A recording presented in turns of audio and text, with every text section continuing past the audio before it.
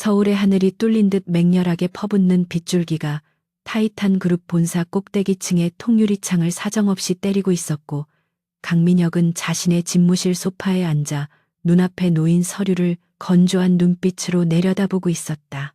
대한민국 재계 서열 5위 안에 드는 거대 기업의 젊은 총수로서 그는 언제나 냉철하고 감정을 드러내지 않는 완벽한 포커페이스를 유지하는 것에 익숙해져 있었지만, 오늘만큼은 미간에 옅은 주름이 잡히는 것을 막을 수 없었다. 테이블 맞은편에는 그의 전 부인인 이서연이 마치 얼음 조각상처럼 차갑고 고요한 자세로 앉아 있었는데, 그녀의 침묵은 바깥의 천둥 소리보다 더 무겁게 공기를 짓누르고 있었다.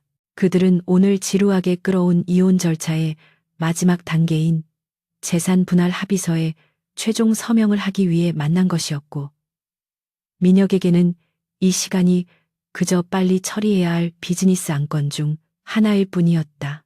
강민혁은 몽블랑 만년필을 들어 서류의 마지막 장에 거침없이 서명을 마친 뒤 매끄러운 동작으로 서류철을 이서연 쪽으로 밀어 넣으며 그녀의 반응을 살폈다. 그는 자신이 제시한 위자료 액수가 그녀가 평생 만져보지 못할 만큼 천문학적인 숫자라고 확신하고 있었기에 그녀가 감사를 표하거나 적어도 안도하는 표정을 지을 것이라 예상했다. 하지만 이서연은 서류에 적힌 숫자를 확인하고도 눈썹 하나 까딱하지 않았으며 그저 건조하고 깊은 눈동자로 민혁을 빤히 응시할 뿐이었는데, 그 시선 속에는 경멸인지 분노인지 알 수 없는 복잡한 감정이 소용돌이치고 있었다. 민혁은 그녀의 태도가 이해되지 않는다는 듯 넥타이를 거칠게 풀어헤치며 등받이에 몸을 기댔고, 그의 입가에는 오만함이 묻어나는 비릿한 미소가 잠시 스쳐 지나갔다.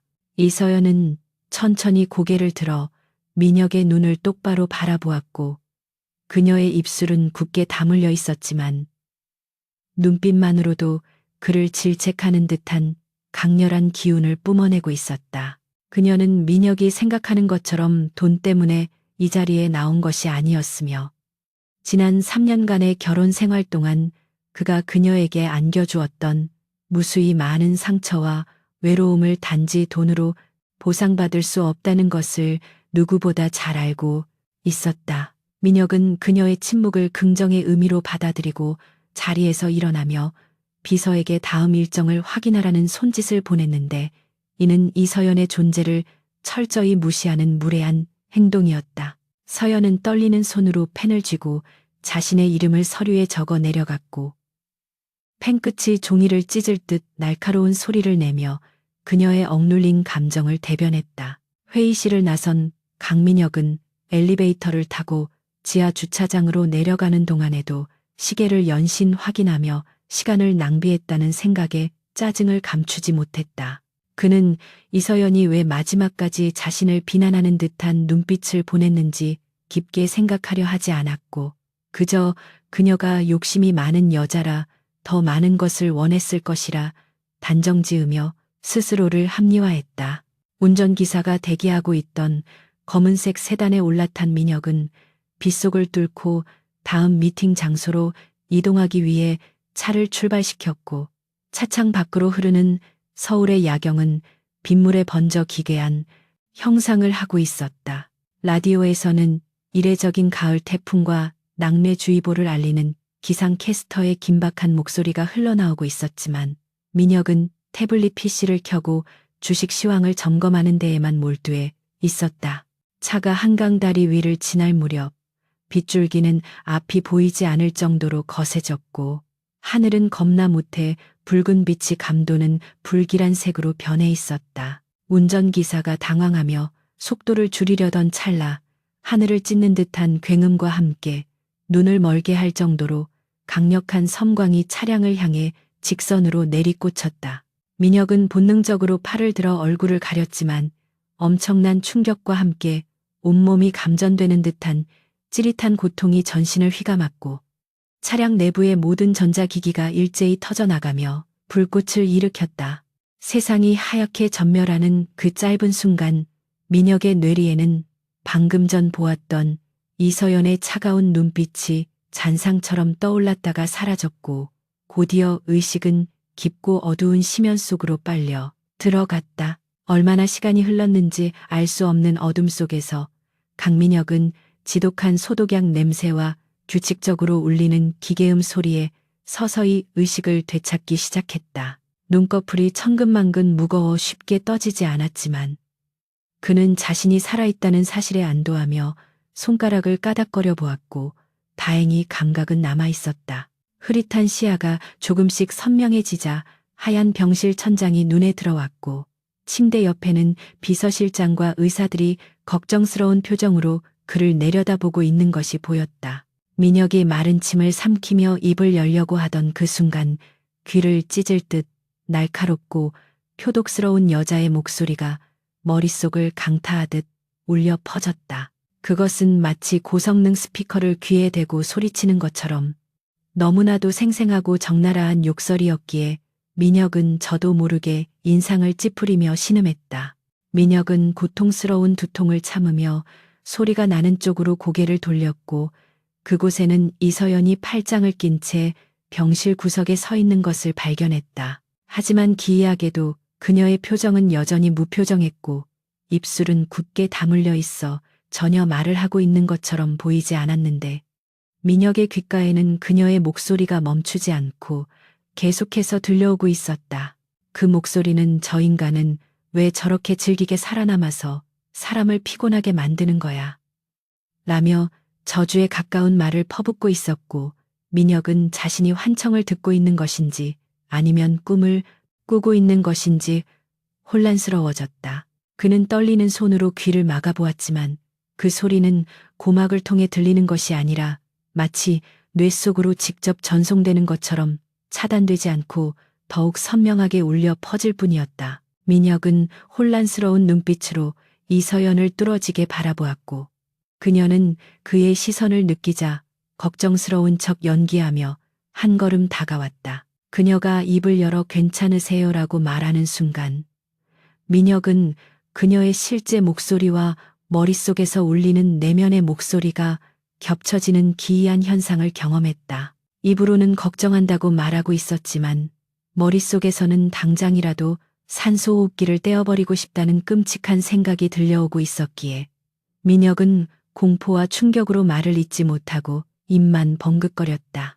이것은 단순한 환청이 아니라는 직감이 그의 등골을 서늘하게 만들었고 번개에 맞은 뒤 자신에게 설명할 수 없는 초자연적인 현상이 일어났음을 깨닫기 시작했다.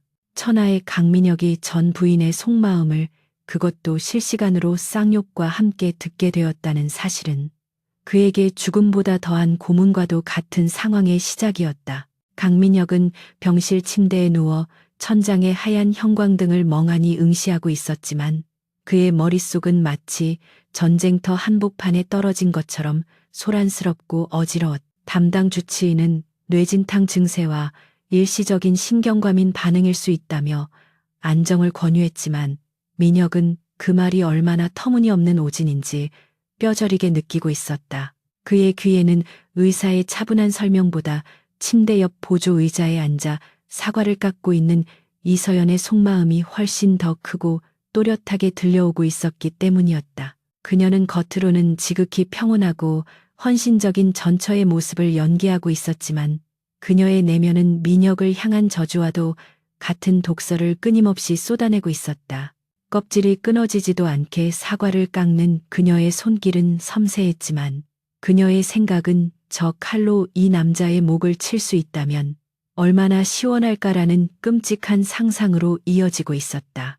민혁은 터질 것 같은 두통을 참으며 억지로 몸을 일으켜 세웠고 그 움직임에 서연이 고개를 들며 걱정스러운 눈빛을 보냈다. 그녀가 물이라도 드릴까요? 라고 묻는 목소리는 봄바람처럼 부드러웠으나 민혁의 뇌리에 꽂히는 그녀의 진짜 목소리는 물 마시다 살에나 들려서 컥컥거리는 꼴을 봐야 속이 풀릴 텐데였다.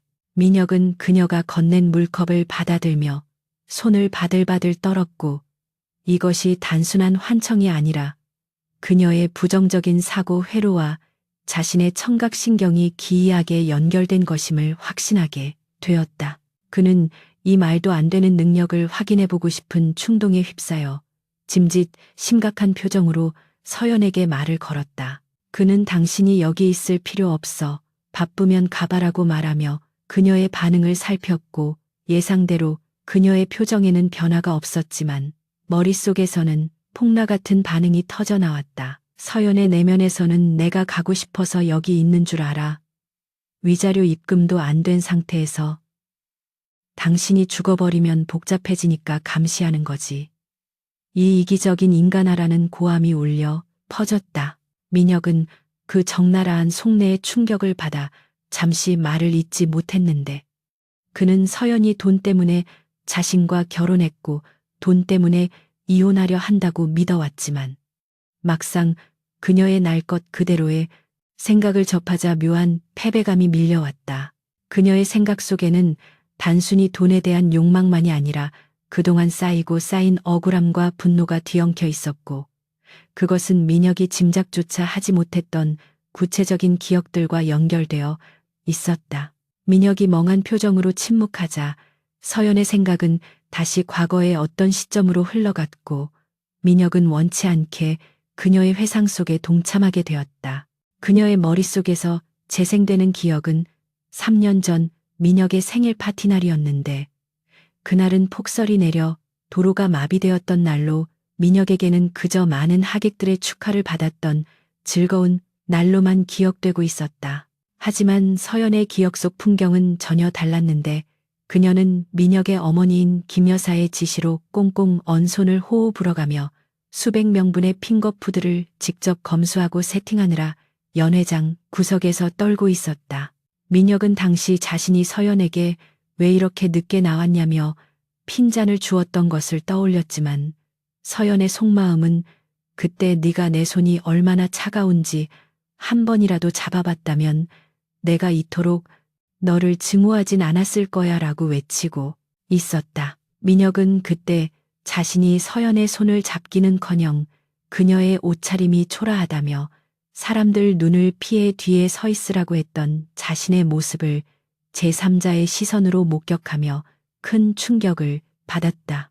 병실의 공기는 무겁게 가라앉았고 민혁은 죄책감인지 당혹감인지 모를 감정에 휩싸여 이서연의 얼굴을 다시금 자세히 뜯어보게 되었다. 그녀는 창백하지만 기품 있는 얼굴을 하고 있었고 긴 속눈썹 아래 감춰진 눈동자는 깊은 슬픔을 담고 있는 듯 했으나 그 속에서 들려오는 목소리는 여전히 날카롭고 공격적이었다. 민혁은 이 소음을 차단하기 위해 텔레비전을 켜볼까 생각했지만 리모컨을 찾는 그의 시선을 따라 움직인 서연의 생각이 다시 한번 그의 고막을 강타했다. 리모컨 찾을 힘은 있나 보네. 저 힘으로 이혼 서류의 도장이나 빨리 찍어줄 것이지. 벼락 맞고 살아난 게 무슨 훈장이라고.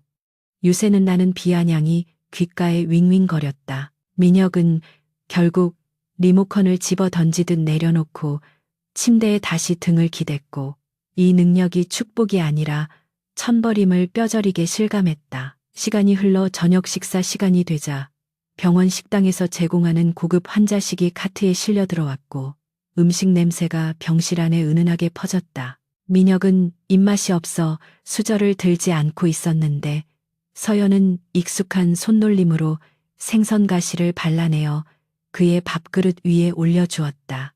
겉으로 보기에는 다정한 아내의 모습이었지만 민혁의 머릿속으로 전송된 그녀의 생각은 식탁 위의 평화를 산산조각냈다.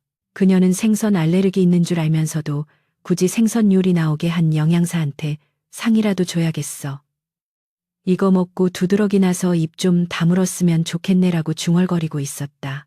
민혁은 젓가락을 든 채 멈칫했고 자신이 생선 알레르기가 있다는 사실을 그녀가 알고 있었다는 것과 그것을 이용해 소심한 복수를 꿈꾸고 있다는 사실에 기가 막혀 헛웃음이 나왔다. 그는 젓가락을 내려놓으며 나 생선 안 먹어라고 짧게 내뱉었고 서연은 짐짓 놀란 척 눈을 동그랗게 뜨며 어머 제가 깜빡했네요. 죄송해요라고 사과했다. 하지만 그녀의 속마음은 아깝다. 한 입이라도 먹었으면 좋았을 텐데 눈치는 빨라가지고라며 아쉬워하고 있었기에 민혁은 그녀의 연기력에 혀를 내두를 수밖에 없었다. 민혁은 문득 궁금해졌는데 도대체 언제부터 그녀가 자신을 이렇게까지 미워하게 된 것인지, 그리고 자신이 알고 있던 순종적이고 조용한 아내 이서연은 어디로 사라진 것인지 알 수가 없었다. 아니, 어쩌면 그녀는 변한 것이 아니라 처음부터 이렇게 화가 나 있었는데 자신이 그 목소리를 들으려 하지 않았기에 몰랐던 것일 수도 있다는 생각이 뇌리를 스치자 가슴 한구석이 묵직해졌다. 밤이 깊어지고 병실의 조도가 낮아지자 서연은 간이 침대에 불편한 자세로 누워 족잠을 청하기 시작했고 민혁은 잠이 오지 않아 뒤척였다. 다행히 그녀가 잠이 들자 지옥 같던 환청도 뚝 끊겼고 병실은 비로소 완전한 정적에 잠겼는데 민혁에게는 이 고요함이 오히려 더 불안하게 느껴졌다. 그는 어둠 속에서 서연의 등을 바라보며 그녀가 깨어있을 때 쏟아내던 수많은 말들을 곱씹어 보았는데 그 말들은 대부분 그가 무심코 지나쳤던 사소한 실수들과 배려 없는 행동들에 대한 지적이었다. 결혼기념일에 비서가 골라준 선물을 건네며 생색을 냈던 일이나 장모님의 장례식장에서 회사 전화를 받느라 자리를 비웠던 일 등 그가 잊고 싶었던 기억들이 그녀의 목소리를 통해 생생하게 되살아났다. 민혁은 자신이 생각보다 훨씬 더 형편없는 남편이었다는 사실을 인정하고 싶지 않았지만 들려오는 증거들이 너무나 명백했다. 다음 날 아침 밝은 햇살이 창틈으로 비집고 들어오자 민혁은 무거운 눈을 떴고 서연은 이미 일어나 단정한 모습으로 창밖을 바라보고 있었다. 민혁이 몸을 일으키는 소리에 그녀가 뒤를 돌아보았고 그 순간 다시금 라디오 주파수가 맞춰지듯 그녀의 생각 소리가 들려오기 시작했다. 오늘은 또 무슨 트집을 잡으려나, 아침부터 얼굴 보니까 밥맛 떨어지네라는 그녀의 상쾌한 모닝 인사가 뇌로 직행했고 민혁은 이제 이 상황에 적응해야만 한다는 사실을 깨달았다. 그때 병실 문이 열리고 민혁의 비서실장인 최 실장이 헐레벌떡 들어와 회사 주가가 폭락하고 있다는 긴급 보고를 시작했다. 서연은 자리를 비켜주려는 듯 조용히 병실을 나가려 했지만 민혁은 문득 그녀의 속마음이 궁금해져 가지 말고 거기 앉아 있어라고 명령하듯 말했다. 서연은 멈칫하며 자리에 앉았고 그녀의 속마음은 회사 망하든 말든 나랑 무슨 상관이라고 잡는 거야.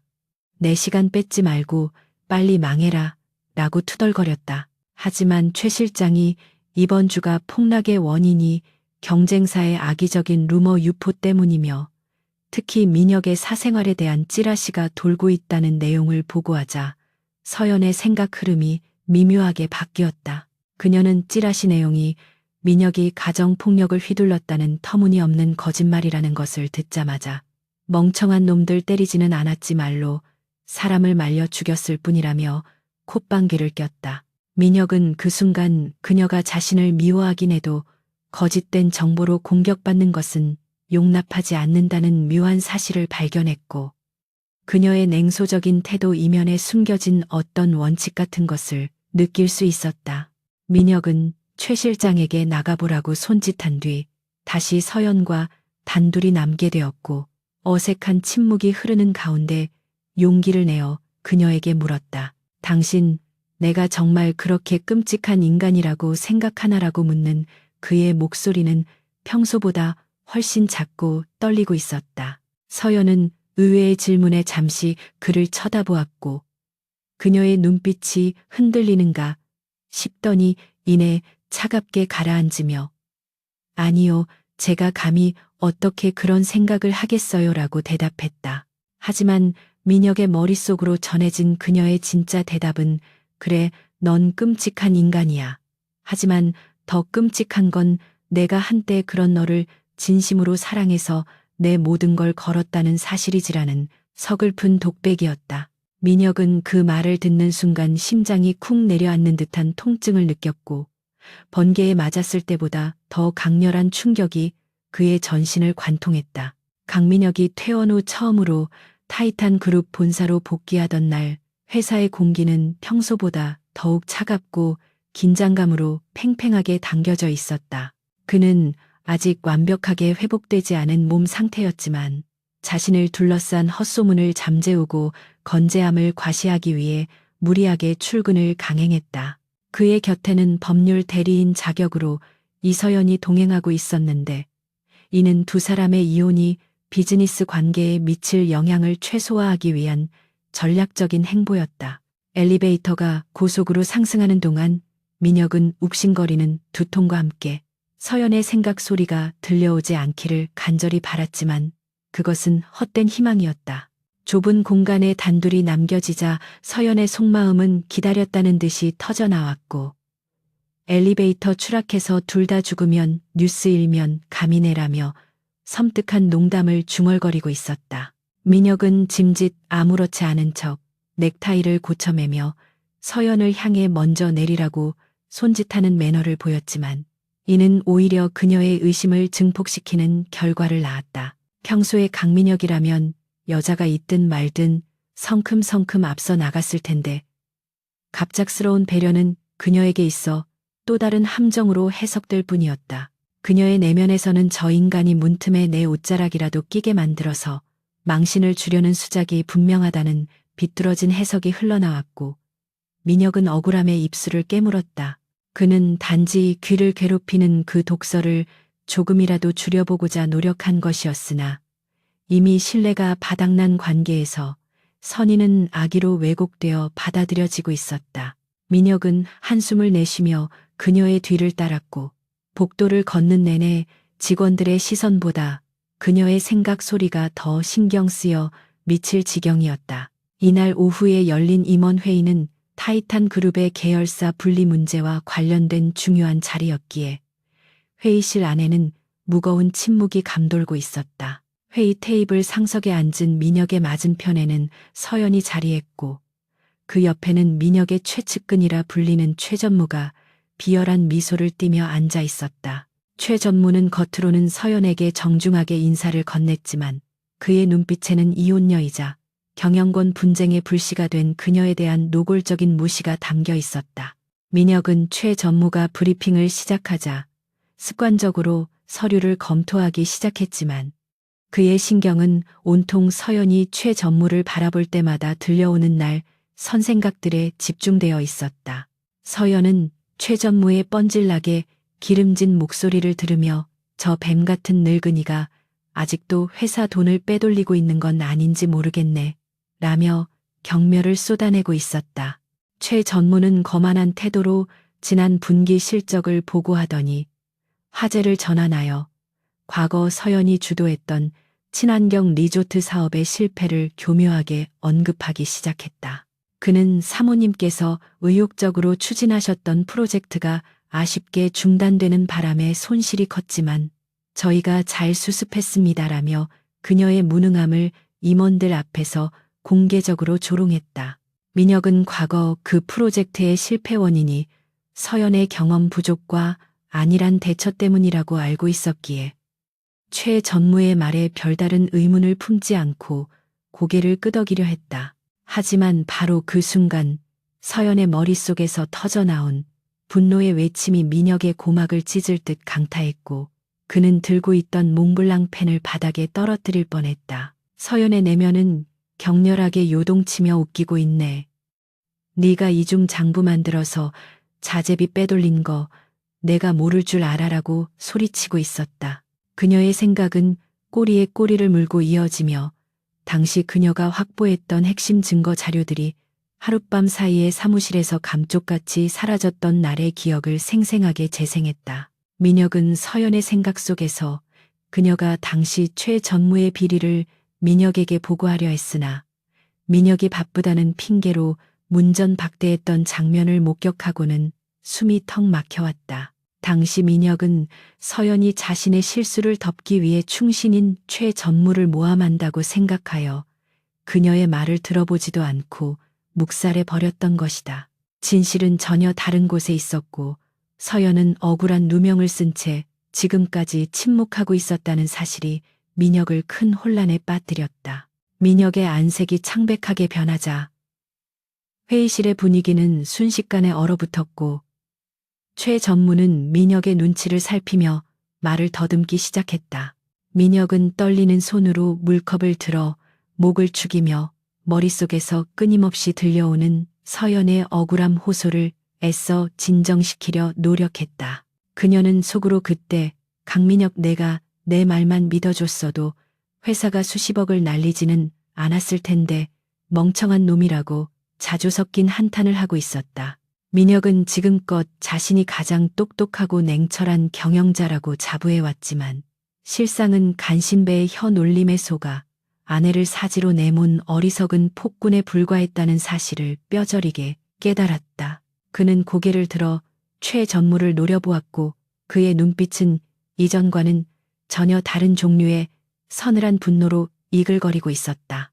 민혁은 브리핑을 중단시키고 낮게 깔린 목소리로 최 전무에게 질문을 던졌는데 그것은 회의 안건과는 무관해 보이는 엉뚱한 질문이었다. 그는 2년 전 리조트 사업 당시 자재 공급업체 선정 과정에 대한 감사 보고서가 남아 있느냐고 물었고 최 전무의 얼굴은 순식간에 당황한 기색으로 물들었다. 최 전무는 식은땀을 흘리며 이미 폐기된 자료라 찾기 힘들 것이라고 둘러댔지만 민혁은 그의 반응에서 확신을 얻을 수 있었다. 서연은 민혁의 갑작스러운 질문에 의아해하며 제가 갑자기 왜 저러지 또 무슨 꿍꿍이가 있는 거야 라며 경계했지만 민혁은 이제 그녀의 의심조차 안쓰럽게 느껴질 뿐이었다. 민혁은 비서실장에게 즉시 감사팀을 가동하여 과거 프로젝트의 모든 전산 기록을 복구하라는 지시를 내렸고 회의실은 충격에 휩싸였다. 회의가 끝난 후 민혁은 집무실로 돌아와 소파에 깊숙이 몸을 파묻은 채 혼자만의 시간을 가졌지만 마음은 조금도 편해지지 않았다. 그는 창밖으로 보이는 서울의 풍경을 바라보며 지난 3년간 자신이 서연에게 저질렀던 수많은 실수들을 되짚어 보았는데 그것은 단순한 무관심을 넘어선 방임이자 학대였다. 서연이 그토록 차갑게 변해버린 것은 그녀의 성격 탓이 아니라 민혁 자신이 그녀를 벼랑 끝으로 몰아세웠기 때문이라는 자각이 가슴을 짓눌렀다. 그는 서연의 욕설이 들릴 때마다 고통스러워했지만 이제는 그 욕설 속에 숨겨진 진실을 찾아내는 것이 자신의 유일한 속죄 방법이라고 생각하게 되었다. 민혁은 책상 위에 놓인 내선 전화를 들어 최 전무의 뒷조사를 비밀리에 진행할 흥신소를 알아보라고 지시하며 주먹을 꽉 쥐었다. 한편 서연은 회의실을 나와 자신의 차로 돌아가면서도 민혁의 돌발 행동에 대한 의구심을 떨쳐버릴 수 없었다. 그녀는 운전대를 잡고 그 인간이 갑자기 양심의 가책이라도 느꼈나 아니면 나를 안심시키고 뒤통수를 치려는 고도의 심리전인가를 끊임없이 고민했다.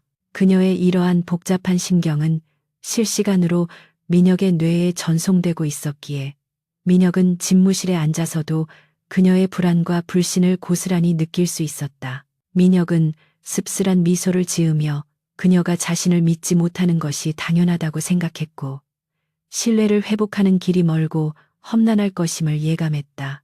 하지만 그는 더 이상 귀를 막지 않기로 결심했고 그녀가 쏟아내는 모든 비난과 저주를 감내하며 진실을 밝혀내겠다고 다짐했다. 퇴근 무렵 민혁은 서연에게 전화를 걸어 잠시 만날 것을 제안했고 수화기 너머로 들려오는 그녀의 한숨 소리와 함께 또 무슨 개소리를 하려고 불러내는 거야 라는 속마음을 동시에 들었다.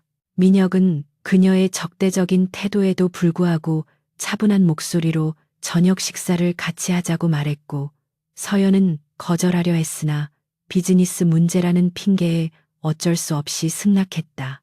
레스토랑에서 마주 앉은 두 사람 사이에는 여전히 냉랭한 기류가 흘렀지만 민혁은 예전처럼 자신의 이야기만 늘어놓는 대신 서연의 눈치를 살피며 그녀의 취향에 맞는 메뉴를 주문했다. 서연은 그가 자신이 오이 알레르기가 있다는 것을 기억하고 오이를 빼달라고 요청하는 모습을 보며 흠칫 놀랐고 그녀의 마음속 방어벽에 아주 미세한 균열이 생기는 것을 느꼈다. 물론 그녀의 속마음은 여전히 우연이겠지. 저 인간이 내 식성을 기억할 리가 없어라며 부정하고 있었지만 민혁에게는 그 의심마저도 희망적인 신호로 다가왔다. 타이탄 그룹의 홍보팀 사무실은 아침부터 끊임없이 울려대는 전화벨 소리와 쇄도하는 기자들의 문의로 인해 말 그대로 아비규환의 현장으로 변해 있었다. 최 전무가 사주한 것으로 의심되는 언론사들이 과거 리조트 건설 현장에서 불법 폐기물이 매립되었다는 허위 사실을 대서특필하며 그룹의 도덕성에 치명적인 타격을 입히고 있었기 때문이었다. 강민혁은 집무실에서 뉴스 화면을 응시하며 끓어오르는 분노를 억누르고 있었는데 이번 사건은 단순히 회사의 이미지를 실추시키는 것을 넘어 그 당시 책임자였던 이서연을 법적 공방으로 끌어들이려는 명백한 함정이었다. 그는 즉시 이서연을 호출했고 그녀가 들어오자마자 터져 나오는 그녀의 날선 속마음을 들으며 씁쓸함을 삼켜야 했다. 그녀는 문을 열고 들어오면서 속으로 또 무슨 핑계를 대서 나한테 덮어 씌우려는 수작이겠지. 비겁한 자식이라고 독설을 퍼붓고 있었지만 민혁은 내색하지 않고 그녀에게 상황을 설명했다. 민혁은 이서연에게 자리에 앉으라고 권한 뒤 이번 사태를 해결하기 위해 당신의 도움이 절실히 필요하다고 정중하게 고개를 숙여 부탁했다. 서연은 민혁의 예상 밖의 태도에 잠시 당황한 듯 보였지만 곧 냉정을 되찾고 업무 모드로 돌입했는데 그녀의 머릿속은 이미 민혁보다 한 발 앞서 위기 대응 시나리오를 짜고 있었다. 그녀가 속으로 일단 환경 영향 평가서 원본부터 찾아야 해. 그리고 당시 현장 소장이었던 김 부장의 증언이 필요해라고 생각하는 순간 민혁은 인터폰을 눌러 비서실장에게 정확히 그 두 가지를 준비해 오라고 지시했다. 서연은 자신의 생각을 읽기라도 한 듯한 민혁의 빠른 대처에 눈을 크게 뜨며 놀라워했고 그녀의 내면에서는 뭐지? 이 인간 우연치고는 타이밍이 너무 절묘한데라는 의구심이 피어올랐다. 두 사람은 회의 테이블에 마주 앉아 쏟아지는 자료들을 검토하며 반박 기사를 작성하기 시작했고 이 과정에서 민혁의 초능력은 빛을 발하기 시작했다. 서연이 문장을 다듬으며 이 부분은 너무 공격적이라 수위를 조절하는 게 좋겠어 라고 생각하면 민혁은 곧바로 그 문단을 삭제하자고 제안했고 그녀가 특정 언론사의 성향을 떠올리며 걱정하면 민혁은 그 언론사를 배제한 기자회견 명단을 내밀었다. 마치 오랜 세월 손발을 맞춰온 파트너처럼 물 흐르듯 이어지는 호흡의 서연은 점차 경계심을 풀고 업무에 몰입하게 되었다. 그녀의 속마음은 여전히 재수 없는데 일 처리는 깔끔하네. 예전에는 내 말은 귓등으로도 안 듣더니 갑자기 개과천선이라도 했나라는 비아냥과 감탄 사이를 오가고 있었다. 시간이 흘러 창밖이 어둑어둑해질 무렵 두 사람은 마침내 여론을 뒤집을 수 있는 결정적인 증거와 반박 보도 자료를 완성해냈다. 서연은 지친 기색이 역력한 얼굴로 목을 뒤로 젖히며 아당 떨어져 달달한 바닐라 라떼나 한 잔 마셨으면 소원이 없겠네라고 속으로 중얼거렸다. 민혁은 그 생각을 듣자마자 자리에서 일어나 휴게실로 향했고 잠시 후 그녀가 가장 좋아하는 온도의 따뜻한 바닐라 라떼를 들고 나타나 그녀의 앞에 내려놓았다. 서연은 김이 모락모락 나는 커피잔을 바라보며 믿을 수 없다는 표정을 지었고 그녀의 눈동자는 민혁을 향해 복잡 미묘하게 흔들리고 있었다. 그녀의 내면에서는 설마 내 말을 들은 거야. 아니야, 말한 적 없는데 어떻게 알았지. 소름 끼치지만 기분은 나쁘지 않네라는 혼란스러운 독백이 울려 퍼졌다. 민혁은 커피를 마시는 서연을 바라보며 그녀가 가진 업무적 능력과 통찰력이 얼마나 뛰어난지 새삼 깨닫게 되었고 과거에 그녀를 그저 집안 살림이나 하는 사람으로 치부했던 자신의 오만함을 깊이 반성했다. 그녀는 위기 상황에서도 흔들리지 않는 강인한 정신력과 예리한 판단력을 가지고 있었으며 그것은 민혁이 그토록 찾아 헤매던 이상적인 파트너의 모습 그 자체였다. 민혁은 문득 그녀에게 미안하다는 말을 하고 싶었지만 지금 그런 말을 꺼냈다가는 오히려 분위기를 망칠 것이라는 서연의 냉소적인 속마음을 읽고 입을 다물었다. 그녀는 속으로 지금 커피 한 잔 사줬다고 감동할 줄 아나 본데 어림없이 이혼 서류 도장 찍을 때까지는 절대 방심하면 안 되라고 스스로를 다잡고 있었다. 자정이 넘은 시각 마침내 배포된 보도자료와 증거 영상이 포털 사이트 메인을 장식하며 여론은 급격하게 타이탄 그룹의 우호적인 방향으로 흐르기 시작했다. 최 전무가 심어놓은 거짓 정보들은 팩트체크에 의해 산산조각났고 오히려 경쟁사의 비열한 공작이라는 의혹이 제기되면서 민혁과 서연은 완벽한 승리를 거두었다. 사무실의 긴장감이 풀리자 서연은 긴장이 풀린 듯 소파에 깊이 몸을 기대었고 민혁은 그녀의 헝클어진 머리카락을 넘겨주고 싶은 충동을 가까스로 참아내야 했다. 그때 서연의 마음속에서 아주 작고 희미하지만 따뜻한 목소리가 들려왔는데 그것은 오늘 좀 멋있었어. 아주 조금이지만이라는 긍정적인 평가였다. 민혁은 그 한마디에 지난 며칠간의 고통이 눈 녹듯 사라지는 기분을 느꼈고 입가에 옅은 미소가 번지는 것을 막을 수 없었다. 민혁은 서연을 집까지 바려다 주겠다고 제안했고 서연은 피곤했는지 순순히 그의 차에 올라타 조수석에서 잠이 들었다. 운전을 하는 동안 민혁은 잠든 그녀의 얼굴을 힐끔거리며 그녀가 깨어있을 때 들려주던 수많은 비난들이 사실은 사랑받고 싶고 인정받고 싶었던 외침이었음을 이해하게 되었다. 그녀의 속마음이 들리지 않는 이 고요한 순간이 평화롭기보다는 오히려 적막하게 느껴졌고 그는 그녀의 목소리를 더 듣고 싶다는 위험한 생각을 하게 되었다. 차가 그녀의 아파트 단지에 도착했을 때 서연은 부스스 눈을 떴고 민혁과 눈이 마주치자 황급히 안전벨트를 풀며 내릴 준비를 했다. 그녀는 고맙다는 짧은 인사를 남기고 차에서 내렸지만 민혁의 귓가에는 오늘 고생했어. 강민혁 내일도 전쟁이겠지만 버텨봐라는 그녀의 진심 어린 응원이 환청처럼 맴돌았다. 집으로 돌아온 민혁은 텅 빈 거실에 앉아 오늘 있었던 일들을 되곱씹으며 최 전무를 확실하게 처리할 계획을 구체화하기 시작했다. 서연의 누명을 벗기고 회사를 위기에서 구해냈지만 최 전무는 분명 더 큰 한방을 준비하고 있을 것이며 그것은 다가오는 그룹 창립 기념일 파티가 될 가능성이 높았다. 민혁은 서연의 예리한 직감을 빌려 최 전무의 계략을 미리 파악하고 역으로 덫을 놓을 생각이었지만 그러기 위해서는 그녀와의 관계를 더욱 좁혀야만 했다. 그는 침대에 누워 천장을 바라보며 내일은 서연에게 어떤 핑계로 연락을 해야 할지 고민했고 문득 자신이 이혼을 앞둔 아내에게 다시 연애 감정을 느끼고 있는 것은 아닌지 자문하며 혼란스러워했다. 번개가 가져다준 이 기이한 능력은 그에게 저주였지만 동시에 잃어버린 사랑을 되찾을 수 있는 유일한 기회일지도 모른다는 생각이 그의 밤을 지배했다. 타이탄 그룹의 창립 30주년 기념 파티가 열리는 그랜드 호텔 볼룸은 대한민국 정재계 인사들로 발디딜 틈 없이 붐비고 있었고 화려한 샹들리에 조명 아래에서는 가식적인 웃음과 탐색의 눈빛들이 오가고 있었다. 강민혁은 말끔한 턱시도 차림으로 연회장 입구에 서서 손님들을 맞이하고 있었지만 그의 신경은 온통 아직 도착하지 않은 이서연에게 쏠려 있어 비서실장이 건네는 브리핑조차 귀에 들어오지 않았다.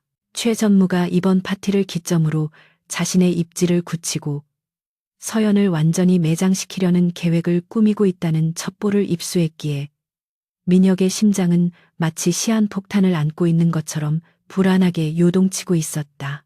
그는 오늘 밤이 자신과 서연의 관계를 재정립할 수 있는 마지막 기회이자 최 전무라는 썩은 환부를 도려낼 수 있는 결전의 날임을 직감하며 주먹을 꽉 쥐었다.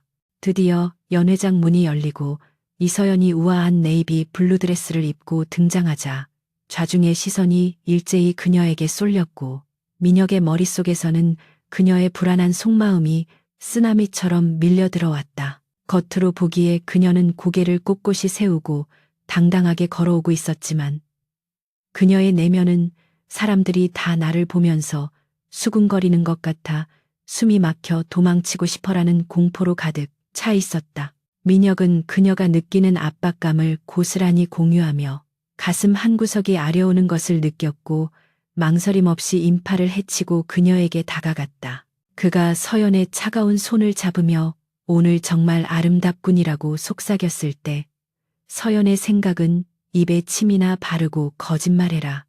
속으로는 이 혼녀가 왜 왔냐고 비웃고 있겠지라며 그의 진심을 매몰차게 거부하고 있었다.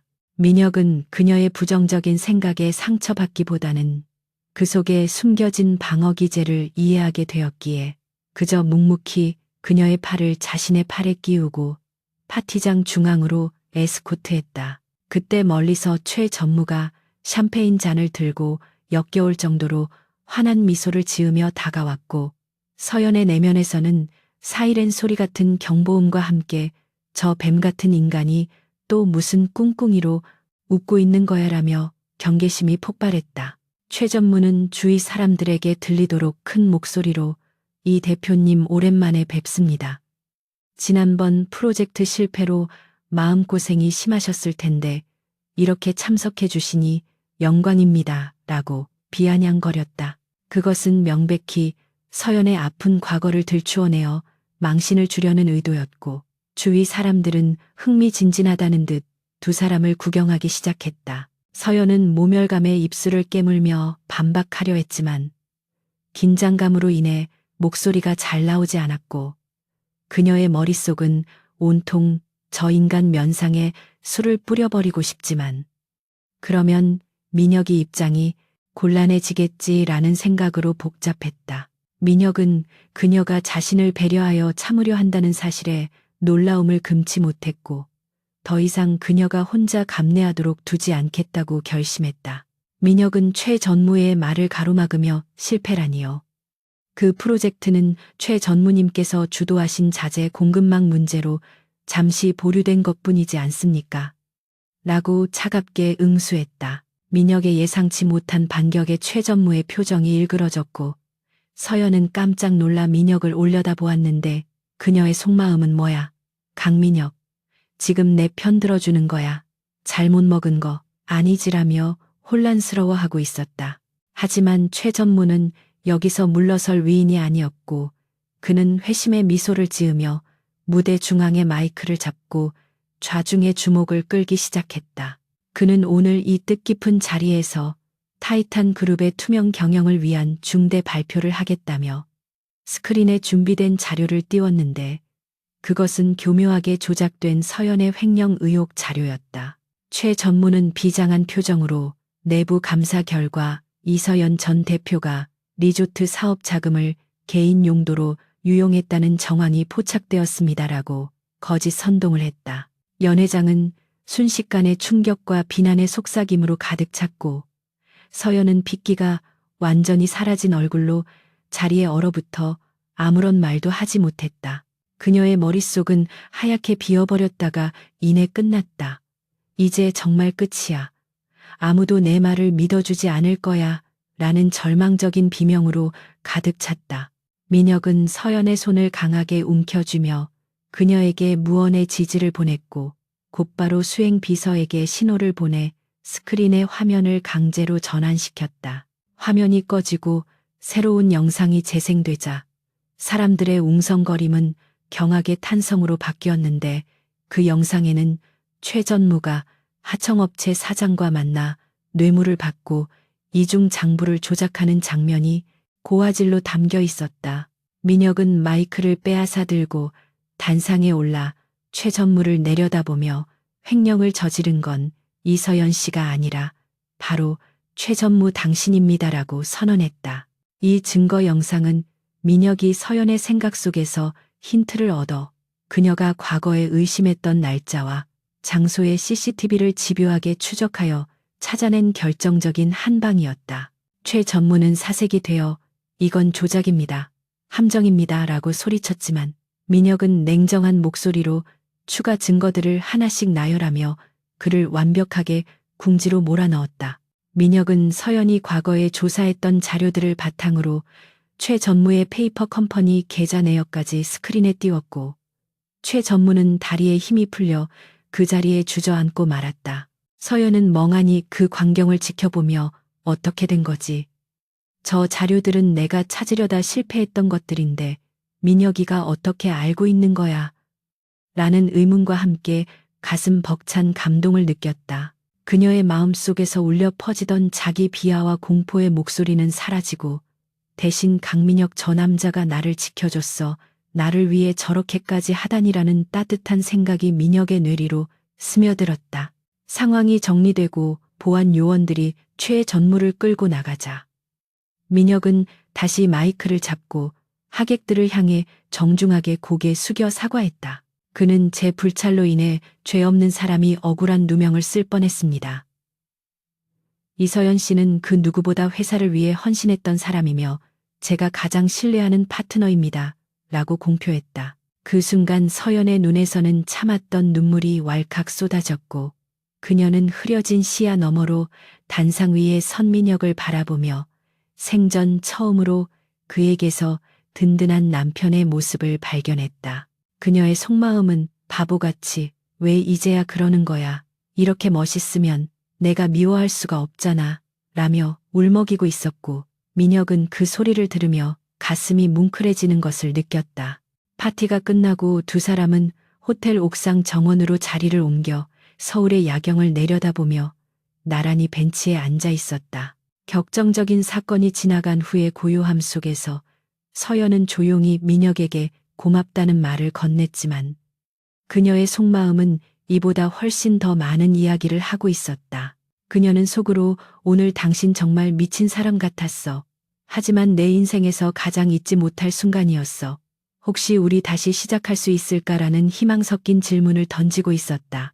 민혁은 그녀의 생각을 들으며 지금 당장 그녀를 안아주고 싶었지만 아직은 그녀에게 자신의 능력을 밝힐 용기가 나지 않아 그저 미소만 지을 뿐이었다. 민혁은 재킷을 벗어 서연의 어깨에 걸쳐주며 앞으로는 그 누구도 당신을 함부로 대하지 못하게 할 거야.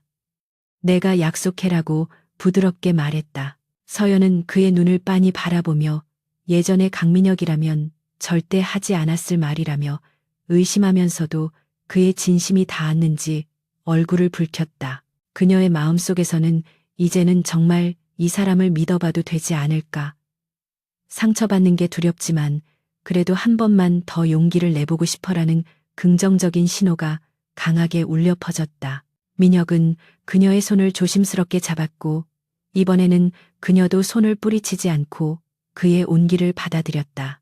밤하늘에는 별이 유난히 밝게 빛나고 있었고 민혁은 이 기적 같은 능력이 자신에게 주어진 진짜 이유를 비로소 깨닫게 되었다. 그것은 단순히 회사를 구하거나 적을 물리치기 위함이 아니라 가장 소중한 사람의 마음을 얻고 그녀의 아픔을 치유하기 위한 신의 선물이었던 것이다. 하지만 동시에 그는 이 비밀을 언제까지 감출 수 있을지, 그리고 진실이 밝혀졌을 때 그녀가 느낄 배신감을 어떻게 감당해야 할지에 대한 두려움도 함께 느꼈다. 행복과 불안이 공존하는 기묘한 밤이었지만 적어도 지금 이 순간만큼은 두 사람의 마음이 완벽하게 하나의 주파수로 연결되어 있었다. 강민혁이 눈을 떴을 때 세상은 소름 끼칠 정도로 고요했고 마치 진공 상태에 갇힌 것처럼 어떤 소음도 들리지 않아 묘한 위화감이 감돌았다. 지난 몇 주간 그의 아침을 깨우던 것은 알람 소리가 아니라 집안에서 일하는 가사 도우미들의 분주한 생각 소리나 근처를 지나가는 수행원들의 잡다한 마음의 소리였다. 하지만 오늘 아침은 창밖에서 들려오는 희미한 새소리와 자신의 거친 숨소리를 제외하고는 완벽한 정적만이 흐르고 있었다. 민혁은 침대에서 일어나 앉으며 고개를 세차게 흔들어 보았지만 머릿속을 윙윙거리며 괴롭히던 타인의 내면 방송은 거짓말처럼 송출을 멈춘 상태였다. 그는 이것이 일시적인 현상일 것이라 생각하며 거실로 나갔고 아침 식사를 준비하는 가사 도우미의 등 뒤에 서서 집중력을 발휘해 보았다. 평소라면 오늘 반찬은 왜 이렇게 짜게 됐지라거나 월급날이 언제더라 하는 생각들이 들려와야 했지만 지금은 그저 달그락거리는 그릇 소리만 들릴 뿐이었다. 민혁의 등줄기에 식은땀이 흐르기 시작했고 그는 믿을 수 없는 현실을 부정하듯 황급히 옷을 갈아입고 회사로 향했다. 출근길 차 안에서도 운전기사의 생각은 들리지 않았고 회사 로비에 들어섰을 때 쏟아지던 수백 명 직원의 생각의 파도 역시 썰물처럼 빠져나가고 없었다. 그토록 저주스럽고 시끄러웠던 능력이 하루아침에 사라졌다는 사실은 그에게 해방감을 주기보다는 마치 눈을 뜬 채 장님이 된 것 같은 극심한 공포를 안겨주었다. 이제 그는 상대방이 무슨 생각을 하는지 알 수 없는 평범한 인간으로 돌아왔고 그것은 곧 타인의 거짓말과 위선을 다시는 간파할 수 없게 되었다는 것을 의미했다. 무엇보다 그를 가장 두렵게 만든 것은 더 이상 이서연의 진심을 들을 수 없게 되었다는 사실이었는데 그녀의 속마음이 들리지 않는다면 다시 예전의 무심하고 오만한 남편으로 돌아가게 될까봐 겁이 났다. 집무실에 도착한 민혁은 초조한 마음으로 서연에게 전화를 걸어 업무 협의를 핑계로 당장 만나자고 요청했고 그녀는 의아해하면서도 곧 오겠다고 대답했다.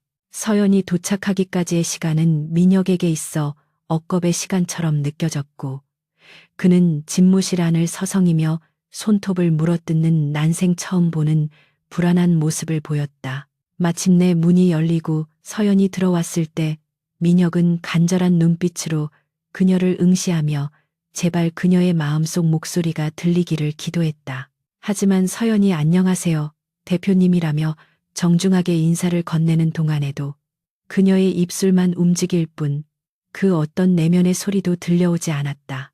민혁은 절망감에 털썩 주저앉았고 서연은 그의 창백한 안색을 살피며 어디 아프냐고 물었지만 민혁은 그 물음이 진짜 걱정인지 아니면 비즈니스 파트너로서의 형식적인 질문인지 구분할 수 없어 말문이 막혔다. 서연은 민혁의 상태가 심상치 않음을 직감하고 그에게 다가와 이마에 손을 얹어보았는데 그녀의 손길은 따뜻했지만 민혁은 그 행동의 의도를 읽을 수 없어 움찔하며 뒤로 물러났다. 서연은 민혁의 거부 반응에 당황한 듯 손을 거두며 죄송해요. 안색이 너무 안 좋으셔서라고 말했고 그녀의 표정에는 스쳐 지나가는 상처가 엿보였다. 민혁은 아차 싶었지만 이미 엎질러진 물이었고 속마음이 들리지 않으니 어떻게 사과해야 그녀의 기분이 풀릴지 감조차 잡을 수 없었다. 예전에는 그녀가 속으로 아메리카노 마시고 싶다고 생각하면 바로 커피를 대령하며 점수를 땄지만 지금은 그녀가 무엇을 원하는지 전혀 알 수 없는 깜깜한 미로 속에 갇힌 기분이었다. 민혁은 자신이 그동안 얼마나 그 능력에 의존해 왔는지 뼈저리게 깨달았고 능력이 사라진 자신은 그저 눈치 없고 이기적인 남자에 불과하다는 자괴감에 빠져들었다. 회의는 엉망으로 진행되었는데 민혁은 서연의 제안에 적절한 반응을 보이지 못하고 멍하니 있거나 엉뚱한 대답을 하여 그녀를 답답하게 만들었다. 서연은 어제 파티장에서 보여주었던 그 예리하고 듬직했던 남자는 어디 가고 다시 예전의 벽창호 같은 강민혁이 앉아있는 것 같아 혼란스러워했다. 그녀는 서류를 덮으며 오늘 컨디션이 안 좋아 보이시니 회의는 다음에 하시죠라고 차갑게 말하고 자리에서 일어났다. 민혁은 그녀를 잡아야 한다는 것을 알았지만 무슨 말을 해야 할지 몰라 우물쭈물하다가 그녀가 문손잡이를 잡는 순간 충동적으로 소리쳤다. 가지마, 할 말이 있어라고 외치는 그의 목소리는 절박하게 떨리고 있었고 서연은 그 낯선 톤에 놀라 발걸음을 멈추고 뒤를 돌아보았다. 민혁은 심호흡을 하며 그녀에게 다가갔고 이대로 그녀를 보내면 영영 돌이킬 수 없을 것 같다는 위기감이 그의 이성을 마비시켰다. 그는 그녀를 소파에 앉히고 맞은편에 앉아 떨리는 손을 무릎 위에 모으며 내가 미친놈처럼 들릴 수도 있겠지만 제발 끝까지 들어줘라고 운을 뗐다. 서연은 그의 진지한 태도에 긴장하며 고개를 끄덕였고 민혁은 마른 침을 삼키며 번개를 맞았던 그날 밤의 이야기를 꺼내기 시작했다. 사고 이후 깨어났을 때부터 사람들의 속마음이 들리기 시작했다는 것. 그리고 당신이 나를 얼마나 미워하고 저주했는지 그 적나라한 욕설들을 실시간으로 듣고 있었다는 사실을 고백했다. 민혁의 고백이 이어질수록 서연의 눈은 점점 커졌고 그녀는 믿을 수 없다는 듯 입을 틀어막았다가 다시 그를 뚫어지게 쳐다보기를 반복했다. 민혁은 서연의 눈을 피하지 않고 계속해서 이야기를 이어나갔는데 처음에는 그 목소리들이 지옥 같았지만 점차 그 속에 담긴 당신의 상처와 진심을 알게 되었다고 털어놓았다.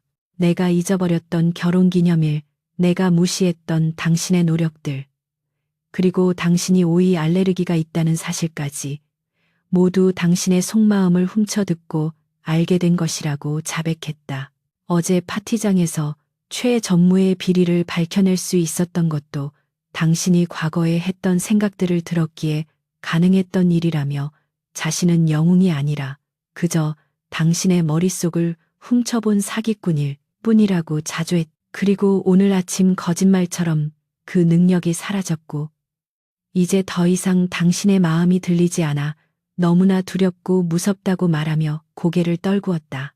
방 안에는 무거운 침묵이 내려앉았고 민혁은 서연이 자신을 정신병자 취급하거나 소름 끼치는 스토커로 여기며 떠날 것이라 예상하고 처분만을 기다렸다. 하지만 한참이 지나도 서연은 자리를 박차고 나가지 않았고 대신 깊은 한숨을 내쉬는 소리가 들려왔다. 민혁이 조심스럽게 고개를 들자 서연은 복잡한 표정으로 그를 바라보고 있었는데 그 눈빛에는 경멸이 아닌 연민과 이해할 수 없는 슬픔이 섞여 있었다. 서연은 천천히 입을 열어 그래서 지난 몇 주 동안 갑자기 사람이 변한 것처럼 굴었던 거군요. 내 욕을 들으면서도 참아주고 내가 원하는 걸 귀신같이 알아맞히면서라고 나지막이 말했다. 민혁은 아무 말 없이 고개를 끄덕였고 서연은 헛웃음을 터뜨리며 정말 말도 안 되는 이야기인데 이상하게 당신이 거짓말하는 것 같지는 않네요 라고 중얼거렸다. 서연은 자리에서 일어나 창가로 다가갔고 민혁은 그녀의 뒷모습을 바라보며 초조함에 입술을 깨물었다. 그녀는 창밖을 바라보며 당신이 내 속마음을 다 들었다니 정말 쥐구멍에라도 숨고 싶지만 한편으로는 속이 시원하기도 하네요라고 말했다. 그녀는 뒤를 돌아 민혁을 똑바로 응시하며 내가 당신한테 퍼부었던 그 끔찍한 말들을 다 듣고도 나를 도와준 건가요? 나를 미워하지 않고라고 물었다. 민혁은 즉시 고개를 저으며 아니 오히려 그 말들 덕분에 내가 얼마나 형편없는 인간이었는지 깨달았어. 당신의 욕설은 나를 깨우는 알람 같은 거였어. 라고 진심을 담아 대답했다. 민혁의 대답에 서연의 눈가가 붉어졌고 그녀는 잠시 말을 잇지 못하다가 그럼 이제 안 들리는 거예요. 내 마음이 라고 되물었다. 민혁은 슬픈 표정으로 이제 아무것도 안 들려. 그래서 당신이 지금 나를 경멸하는지 동정하는지 알 수가 없어서 미칠 것 같아라고 고백했다. 서연은 그 말을 듣고 천천히 민혁에게 다가와 그의 앞에 섰고 민혁은 긴장감에 숨을 멈췄다. 그녀는 민혁의 손을 잡으며 말했는데 경멸도 동정도 아니에요. 그냥 좀 안쓰러울 뿐이에요. 능력이 있어야만 아내의 마음을 알 수 있었던 당신이 그리고 그 능력이 사라지자마자 겁쟁이가 되어버린 당신이라고 담담하게 말했다. 그녀의 말은 뼈아픈 팩트였지만 그 속에 담긴 온기는 민혁을 안도하게 만들었다. 서연은 이어서 하지만 적어도 당신이 내 마음을 알려고 노력했다는 건 알겠어요. 비록 그게 초능력 덕분이었지만 그 노력까지 거짓은 아니었겠죠. 라고 덧붙였다. 민혁은 그녀의 손을 꽉 잡으며 맹세해 내 마음은 진짜였어.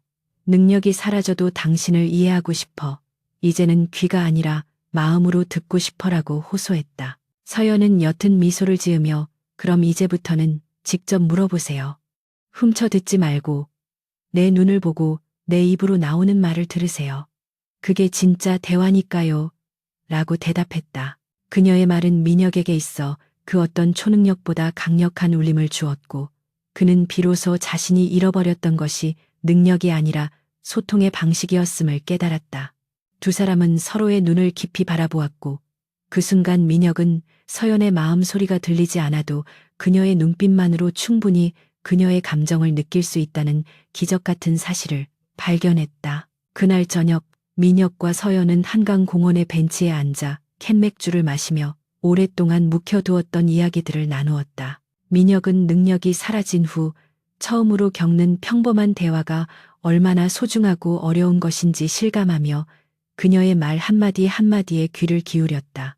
서연은 자신이 민혁을 얼마나 미워했는지 그리고 그 미움의 크기만큼이나 그를 사랑했었는지에 대해 솔직하게 털어놓았다. 민혁은 중간중간 그녀의 말을 잘못 이해하여 엉뚱한 대답을 하기도 했지만 서연은 예전처럼 화를 내는 대신 웃으며 그의 말을 정정해 주었다. 초능력이 사라진 자리에는 서툴지만 진심 어린 노력과 이해가 채워지기 시작했고 두 사람 사이의 벽은 서서히 허물어져 갔다. 밤바람이 차가워지자 민혁은 자신의 외투를 벗어 서연에게 덮어주었고 이번에는 그녀의 속마음을 추측하는 대신 추우면 말해 바로 들어갈 테니까 라고 직접 물어보았다. 서연은 옷깃을 여미며 조금 춥긴 한데 조금 더 있고 싶어요. 당신이랑 이렇게 이야기하는 거 정말 오랜만이거든요. 라고 대답했다.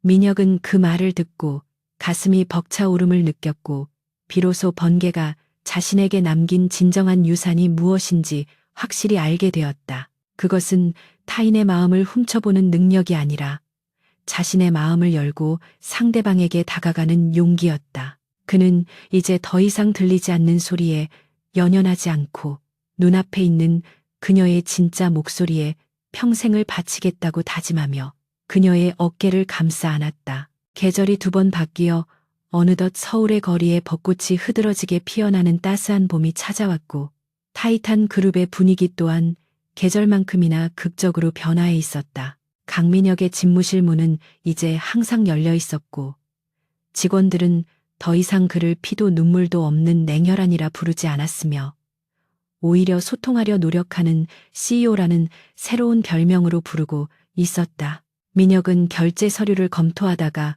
이해가 되지 않는 부분이 있으면 담당자를 직접 불러 정중하게 의견을 물었고 과거처럼 독단적으로 결정하기보다는 타인의 생각에 귀를 기울이는 법을 배워가고 있었다.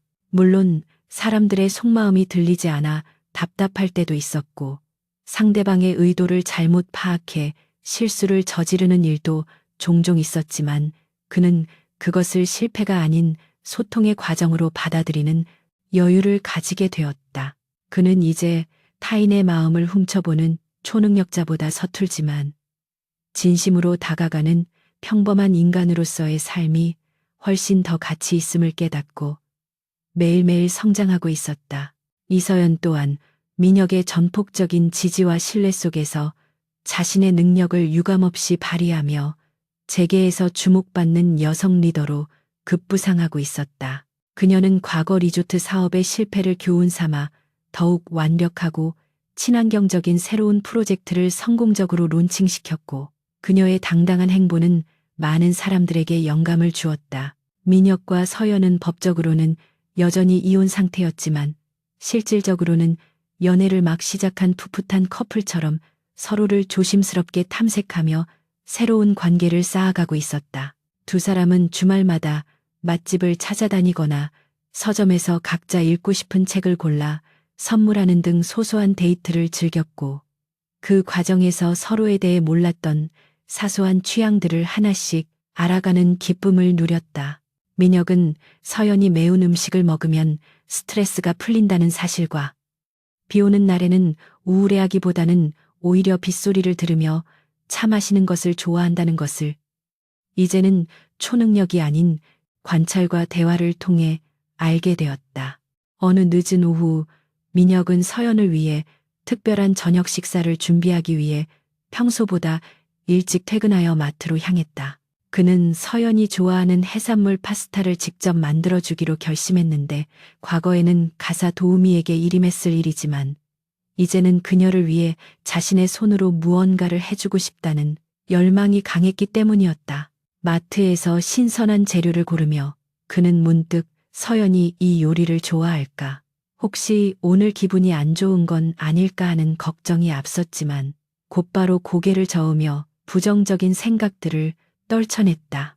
예전 같으면 그녀의 속마음을 미리 듣고 완벽한 대처를 했겠지만 지금은 그녀의 표정을 살피고 직접 물어보며 맞춰나가는 것이 진정한 사랑의 방식임을 알기에 불안함조차 설렘으로 받아들이기로 했다. 그는 레시피를 꼼꼼히 확인하며 서툰 솜씨로 요리를 시작했고 주방은 곧 고소한 냄새와 민혁의 이마에 맺힌 땀방울로 가득 찼다. 서연이 현관문을 열고 들어왔을 때 집 안가득 퍼진 음식 냄새와 앞치마를 두른 민혁의 낯선 모습에 눈이 휘둥그레졌다. 그녀는 가방을 내려놓으며 이게 다 뭐예요?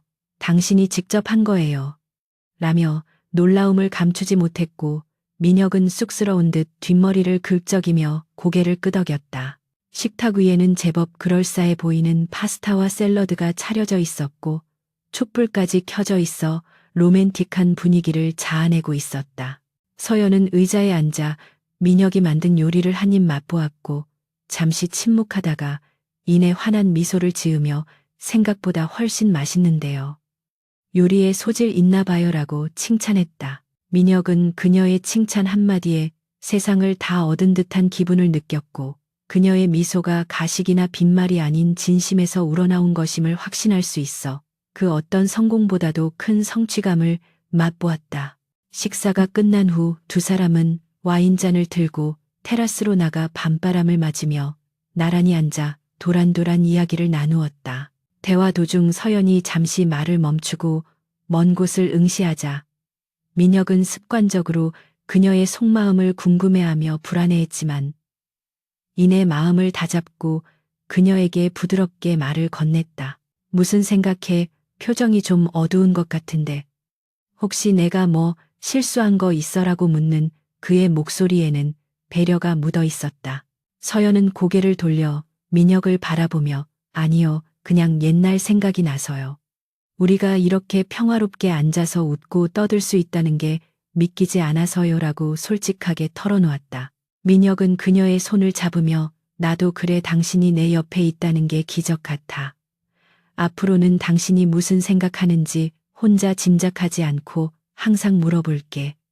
그러니까 당신도 숨기지 말고 말해줘라고 약속했다. 그날 밤 갑작스러운 봄비가 내리기 시작했고 천둥 번개가 밤하늘을 요란하게 찢어놓자 민혁은 조건 반사적으로 몸을 움찔하며 긴장했다. 번개는 그에게 인생을 송두리째 바꿔놓은 사건의 시작이었기에 트라우마가 없을 수 없었지만 서연은 그의 떨리는 손을 두 손으로 감싸주며 안심시켜 주었다. 괜찮아요.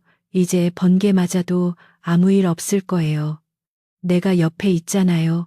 라고 말하는 그녀의 목소리는 그 어떤 방음 장치보다도 완벽하게 천둥 소리를 차단해 주었다. 민혁은 서연의 눈동자 속에 비친 자신의 모습을 바라보며 번개가 자신에게 준 것은 저주가 아니라 그녀의 진심을 들을 수 있는 기회였고 능력이 사라진 지금은 그녀의 사랑을 믿을 수 있는 용기를 주었음을 깨달았다. 그는 더 이상 번개를 두려워하지 않기로 했고 오히려 그날의 사고가 두 사람을 진정한 부부로 다시 태어나게 해준 축복이었음을 인정하게 되었다. 비가 그치고 달이 구름 사이로 모습을 드러내자 민혁은 재킷 안주머니에서 오랫동안 준비해온 작은 벨벳 상자를 꺼내 들었다. 화려하고 거창한 프러포즈 이벤트는 없었지만 그의 눈빛은 그 어느 때보다 진지하고 깊었기에 서연은 숨을 죽이고 그를 바라보았다. 민혁은 상자를 열어 심플하지만 우아한 다이아몬드 반지를 보여주며 이서연 씨 다시 한번 나랑 결혼해 줄래? 이번에는 사장이 아니라 당신의 남편으로 당신의 이야기를 평생 들어주는 사람으로 살고 싶어라고 고백했다. 서연의 눈가에 눈물이 고였고 그녀는 잠시 뜸을 들이며 장난스런 미소를 짓더니 내 속마음 안 들려서 답답해하지 않을 자신 있어요. 나 꽤 잔소리 심할 텐데라고 농담을 던졌다. 민혁은 활짝 웃으며 당신 잔소리라면 밤새도록 들어도 좋아. 평생 당신 목소리만 듣고 살게 해줘라고 대답했다. 서연은 민혁의 대답에 만족한 듯 고개를 끄덕이며 반지를 받아들였고 민혁은 그녀의 손가락에 반지를 끼워주며 벅차오르는 감동을 주체할 수 없었다. 두 사람은 서로를 끌어안고 깊은 입맞춤을 나누었고 그 순간 세상의 모든 소음이 사라지고 오직 두 사람의 심장 소리만이 하나의 리듬으로 울려 퍼지는 것을 느꼈다.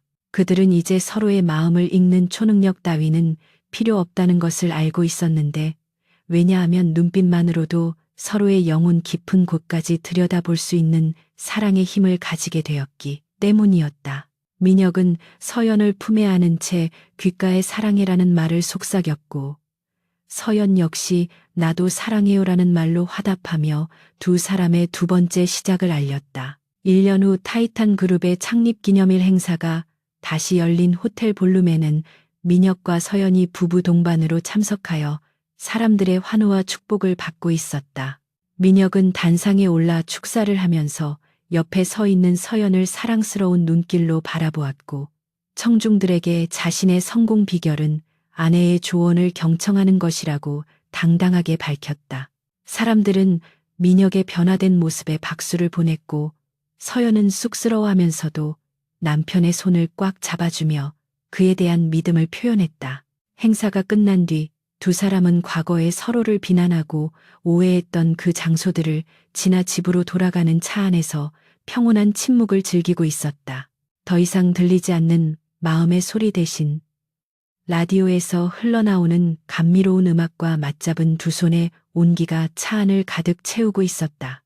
집에 도착한 민혁은 잠든 아이처럼 평온한 얼굴로 휴식을 취하는 서연의 모습을 바라보며 문득 지난날의 자신에게 감사의 인사를 전하고 싶어졌다. 오만하고 이기적이었던 강민혁이 번개를 맞고 타인의 비난을 들으며 고통스러워했던 그 시간이 없었다면 지금의 행복은 절대 존재하지 않았을 것이기 때문이었다. 그는 이제 어떤 시련이 닥쳐와도 서연과 함께라면 이겨낼 수 있다는 확신이 있었고 그녀의 목소리는 그에게 있어 세상에서 가장 아름다운 음악이자 삶의 이정표였다. 민혁은 서연의 이마에 가볍게 키스하며 잘 자요, 내 사랑. 내일 아침에는 무슨 꿈을 꿨는지 꼭 물어볼게요. 라고 속삭였다. 창밖에는 다시 비가 내리고 있었지만 두 사람의 보금자리는 그 어느 때보다 따뜻하고 견고했으며 그들의 사랑 이야기는 비로소 완벽한 해피엔딩을 맞이하고 있었다.